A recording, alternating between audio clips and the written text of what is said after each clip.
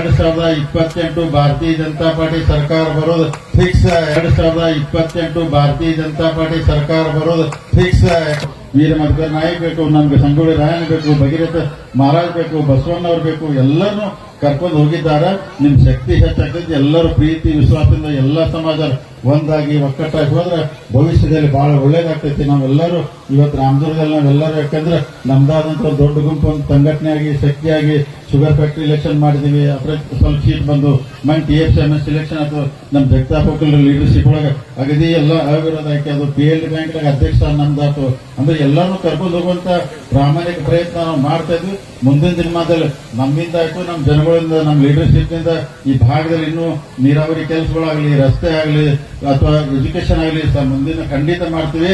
ನಿನ್ನ ಯಾಕಂದ್ರೆ ಅಮಿತ್ ಶಾ ಅವರು ಯಡಿಯೂರಪ್ಪನವ್ರ ದೊಡ್ಡ ಫಂಕ್ಷನ್ ತಾವು ನೋಡಿದ್ರೆ, ಆ ಫಂಕ್ಷನ್ ನೋಡಿದ್ರೆ 2028 ಭಾರತೀಯ ಜನತಾ ಪಾರ್ಟಿ ಸರ್ಕಾರ ಬರೋದು ಫಿಕ್ಸ್. ಯಾಕಂದ್ರೆ ಚಿತ್ರಕಟ್ಟಾಗಿ ಹೇಳ್ತೀವಿ, ನಮ್ಮ ಸರ್ಕಾರ ಬಂದ ನಂತರ ಏನೆಲ್ಲ ಐತಲ್ಲ ಉಳಿದೈತಿ ಈಗೆಲ್ಲ ಕೇರ ಕಾಂಗ್ರೆಸ್ ಇದಾರೆ.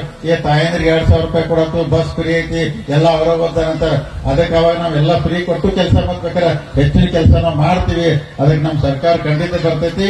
ಅವಾಗ ಎಲ್ಲಾ ಸಮಾಜ ಕರ್ಕೊಳ್ಳುವಂತ ಪ್ರಾಮಾಣಿಕ ಪ್ರಯತ್ನ ನಾವು ಮಾಡ್ತೀವಿ. ರಾಮದುರ್ಗದಲ್ಲಿ ದೊಡ್ಡ ಪ್ರಮಾಣದಲ್ಲಿ ಕೆಲಸ ಮಾಡ್ತೀವಿ, ಸಂಘಟನೆ ಮಾಡ್ತೀವಿ.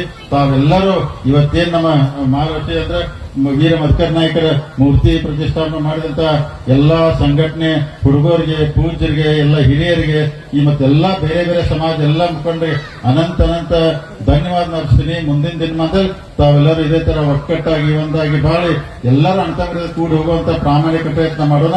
ನಾವು ಅಣ್ಣತಮ್ಮರಿಂದ ಕೂಡಿ ಹೋದ್ರೆ ಅದ್ರಲ್ಲಿ ಇರುವಂತ ಪ್ರೀತಿ, ಅದ್ರೊಂದು ಸುಖ ಎಲ್ಲೂ ಸಿಗುದಿಲ್ಲ. ಮುಂದಿನ ದಿನಮಾನದಲ್ಲಿ ರಾಮದುರ್ಗ ತಾಲೂಕಿಗೆ ಒಳ್ಳೆ ಭವಿಷ್ಯ ಇದೆ. ನಾವೆಲ್ಲರೂ ಕೂಡಿ ಈ ತಾಲೂಕಿನ ಅಭಿವೃದ್ಧಿ ಮಾಡಕ್ಕೆ ಪ್ರಾಮಾಣಿಕ ಪ್ರಯತ್ನ ಮಾಡ್ತೀವಿ. ಎಲ್ಲಾ ಸಮಾಜದ ಬಂಧುಗಳು ನಮ್ಮ ಜೊತೆ ಇರಬೇಕು, ನಮ್ಗೆ ಆಶೀರ್ವಾದ ಮಾಡಿ ತಮ್ಮಲ್ಲಿ ಕೈ ಮುಗಿದು ಕಳ್ಕೊಳ್ಳಿ ವಿನಂತಿ ಮಾಡ್ಕೊಂಡು ಇವತ್ತಿನ ಈ ಕಾರ್ಯಕ್ರಮದಲ್ಲಿ ನಾನು ಕರೆದು ಇಷ್ಟು ಗೌರವಪೂರ್ವವಾಗಿ ನನಗೆ ಸನ್ಮಾನ ಮಾಡಿ ಗೌರವ ಪಟ್ಟಿಗೆ ಚಿಪ್ಪಲ್ಕಟ್ಟಿ ಗ್ರಾಮದ ಎಲ್ಲ ಗುರು ಹಿರಿಯರಿಗೆ, ರಾಮದುರ್ಗ ತಾಲೂಕಿನ ಎಲ್ಲ ಗುರು ಹಿರಿಯರಿಗೆ, ಪೂಜ್ಯ ಮಠಾಧೀಶ ಎಲ್ಲರಿಗೂ ವಂದಿಸಿ ನನ್ನ ಮಾತು ಮುಗಿಸ್ತೀನಿ. ಜೈ ಹಿಂದ್, ಜೈ ಕರ್ನಾಟಕ.